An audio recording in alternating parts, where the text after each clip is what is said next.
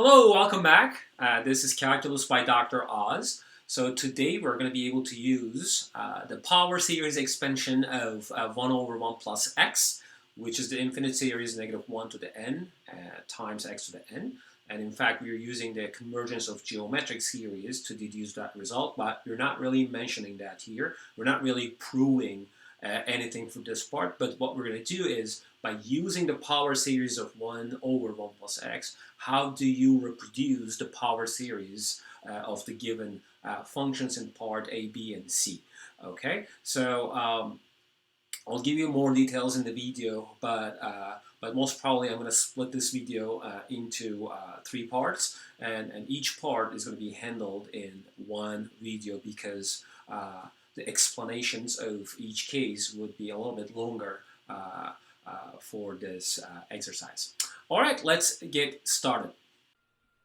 All right, let's start with part A. Part A is the function is x over x squared minus 1. The good news is that the partial fraction is already provided to us, so that you can write that as the difference of 2 fractions, linear fractions in the bottom, right? So for each of them, in fact, for each of those fractions, I can make use the power series provided in the question.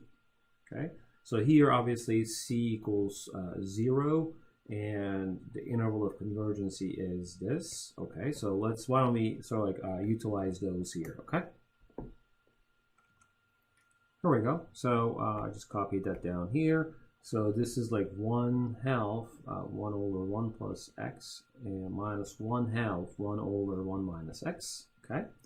From the description of the question, we know that 1 over 1 plus x is equal to, I'll just write it here, 1 over 1 plus x is equal to the series for n starting from 0 to infinity minus 1 to the n x to the n. Okay, so well, this part is exactly the same as that one, right? So I'm going to continue with 1/2 the series minus 1 to the n x to the n. Okay, this part is slightly different. Okay, so it's 1 minus x. So in fact, we can also write this as like minus x to the power of n. Why? Because I can write this as 1 minus x, right? This is what we did in the previous exercises. Yeah, 1 over 1 minus x using the geometric series representation. You can write this as like minus x to the power of n. Okay, let me also correct that here. I mean, that wasn't wrong, but it's just a better representation. Okay. And I'm going to write this as just just x to the power of n, essentially. Okay.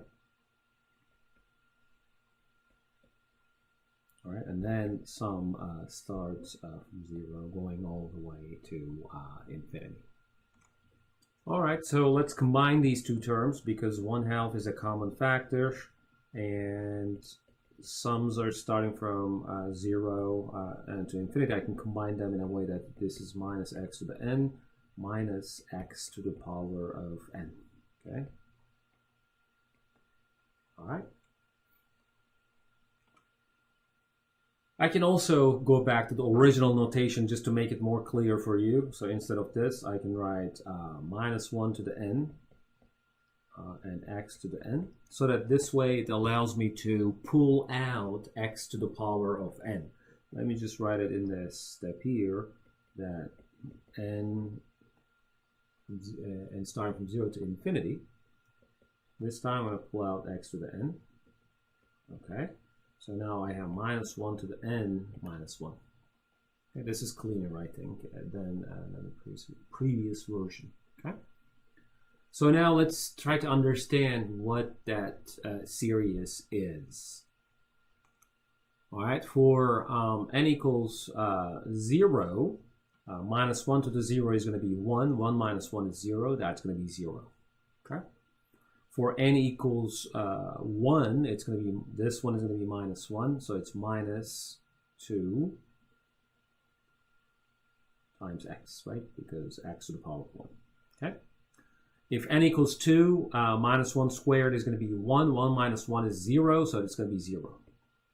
When n equals 3, minus 1 cubed is going to be negative 1. So negative 1, another negative 1, that makes it negative 2x cubed. So this goes on and on and on. As you see, it alternates between 0 and 2x, 2x cubed, and on and on and on.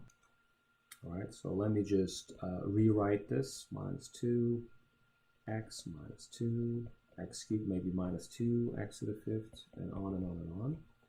So as you see that this is also 1, so it comes with odd powers of x, as you see, and minus 2 is a common factor. So why don't we pull it out? So x plus x cubed, x to the 5th, on and on and on, right? So this becomes minus 1, or minus, only minus, right? Minus x plus x cubed, dot, dot, dot, right?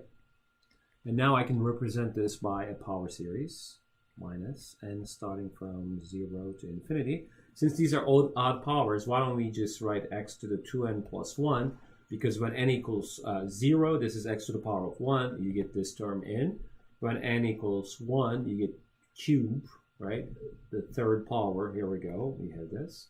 Okay, so this way we represented this function by just a single infinite series. This form was okay, but still it wasn't clear exactly what this looks like. This one, in a very clean way, you can convert that to, you can rewrite that as minus the series starting from 0 to infinity, x to the power of 2n plus 1. Okay? So this is another type of geometric series, but you can also apply the ratio test to check for the convergency of this. So if you apply the ratio test, I can tell you that limits as n approaches infinity, okay, an plus 1 over an, and an is just x to the power of 2n minus 2n plus 1. Okay, let's do that real quick. X to the 2n plus 3, x to the 2n plus 1. There we go. And this is independent of any n term over there. In fact, if you cancel these two terms, okay, you have x squared left here. Okay, so this in turn is equal to x squared. And you want it to be less than 1 because the ratio test says like this limit has to be less than 1, and you get minus 1 and 1. Okay, the interval minus 1 and 1 for x, because this is minus 1, x and 1. Okay. So here the function h of x is represented by the difference of two fractions, and these two fractions are represented by geometric power series, right? And that difference of power series can be represented by only single power series, which is convergent for the interval -1 and 1. Okay. All right, for part B, please move on to the next video. I'll see you in that video.